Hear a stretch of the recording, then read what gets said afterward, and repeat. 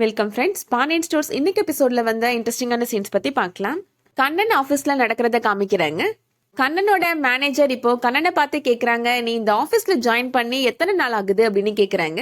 1 வாரம் ஆகுது மேடம் அப்படின்னு கண்ணன் சொல்றாரு. நம்ம பேங்க்ல ஆஃபீஸ் லோன், அக்ரி லோனுக்குலாம் எவ்வளவு பெர்சன்டேஜ் இன்ட்ரெஸ்ட் கலெக்ட் பண்றோம் சொல்லு அப்படின்னு கேக்குறாங்க. அது 33 பைசா மேடம் அப்படின்னு சொல்றாரு அவரு. அது தங்க நகை கடனுக்கான வட்டி, நான் கேக்குறது ஆஃபீஸ் லோனுக்கு அப்படின்னு கேக்குறாங்க அந்த மேடம். தெரியல மேடம் அப்படின்னு கண்ணன் சொல்றாரு. வந்து 1 வாரம் ஆகுது, இதை பத்தி கூட தெரிஞ்சுக்காம வச்சிருக்கிற அப்படின்னு திட்டுறாங்க.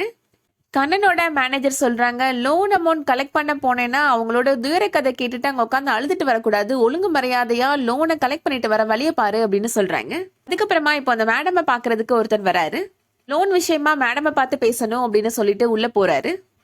கண்ணனோட கொலிக் சொல்றாரு, போனவர் நல்ல வசதியான ஆளா தெரியுது, இன்னைக்கு மேடம் காட்டுல நல்ல மழை தான் அப்படின்னு சொல்றாரு.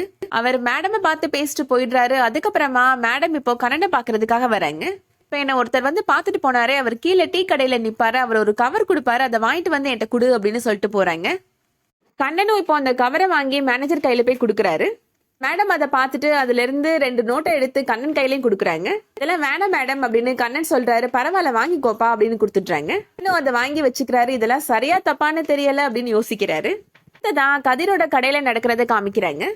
கதிர் இப்போ அவர் கடை போர்டுல இன்று பிரியாணி இலவசம் அப்படின்னு எழுதி போட்டிருக்காரு. பார்த்துட்டு இப்போ கஸ்டமர்ஸ் வந்து உண்மையிலேயே பிரியாணி இலவசம் தானா, பிரியாணி இலவசம் சொல்லிட்டு மத்த எதுக்கும் காசு வாங்கிட மாட்டீங்களே அப்படின்னு கேக்குறாங்க.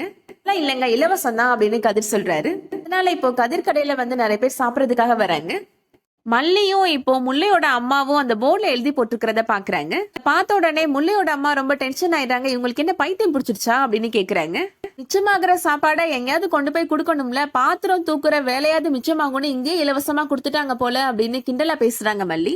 முல்லை அம்மா முல்லைட்ட கேக்குறாங்க, உங்ககிட்ட என்ன பணம் கொட்டி கிடக்குதா, இப்ப என்ன இலவசமா அன்னதானம் பண்ணிட்டு இருக்கிறீங்களா அப்படின்னு கேக்குறாங்க. பாருமா, நாங்க உண்டியல் வச்சிருக்கிறோம், அவங்க சாப்பிட்டு முடிச்சவங்க விருப்பப்பட்ட காசு அதுல போடுவாங்க அப்படின்னு சொல்றாங்க முல்லை. கடைக்கு வந்து சாப்பிட்டு போற யாருமே அந்த உண்டியல்ல காசே போட மாட்டேன்றாங்க. கதிர் முல்லையோட அப்பாட்ட சொல்றாரு, எனக்கு ஒரு உதவி பண்ணுங்க மாமா, இன்னைக்கு காலையில இருந்து இப்ப வரைக்கும் என்ன செலவாச்சோ அது எல்லாத்தையும் கணக்கு எழுதி கொடுங்க மாமா அப்படின்னு கேக்குறாரு. எவ்வளவு நஷ்டமா இருக்குதுன்னு கணக்கு பார்க்க போறாங்க போல அப்படின்னு மல்லி ரொம்ப கிண்டலா சொல்றாங்க. அடுத்ததா மூர்த்தி வீட்டுல நடக்கிறத காமிக்கிறாங்க. மீனா சொல்றாங்க, இடத்துக்காரங்க கிட்ட நாங்க 25 லட்சம் ரூபாய் கொடுத்துட்டோம், இன்னும் 5 லட்சம் தான் கொடுக்க வேண்டியது இருக்கு அப்படின்னு சொல்றாங்க. ஒரு எவிடன்ஸ்மே இல்லாம எதுக்கு அவ்வளவு பணத்தை கொடுத்தீங்க அப்படின்னு மீனாவோட அப்பா கேக்குறாரு. 20 ரூபாய் பத்திரத்துல எழுதி வாங்கிட்டு தான் கொடுத்தோம் மாமா அப்படின்னு ஜீவா சொல்றாரு.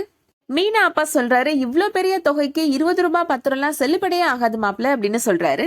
அவர்கிட்ட பணத்தை கொடுக்கும் போது என்ன கூப்பிட்டுருந்தீங்கன்னா நான் எல்லாமே பேசி சரி பண்ணி கொடுத்துருப்பேன்ல அப்படின்னு சொல்றாரு. பத்திரம் எழுதும் போதாவது ஒரு பேப்பர்ல எழுதுங்க, எல்லா விவரத்தையும் படிச்சு பார்த்துட்டு நான் சரியா இருக்கான்னு சொல்றேன், அதுக்கப்புறமா நீங்க பத்திரத்துல எழுதிக்கோங்க அப்படின்னு சொல்றாரு. ஜீவாவுமே சரி மாமா அப்படின்னு சொல்றாரு. இப்போ மீனாவோட அப்பா அங்கிருந்து கிளம்பி போயிடுறாரு.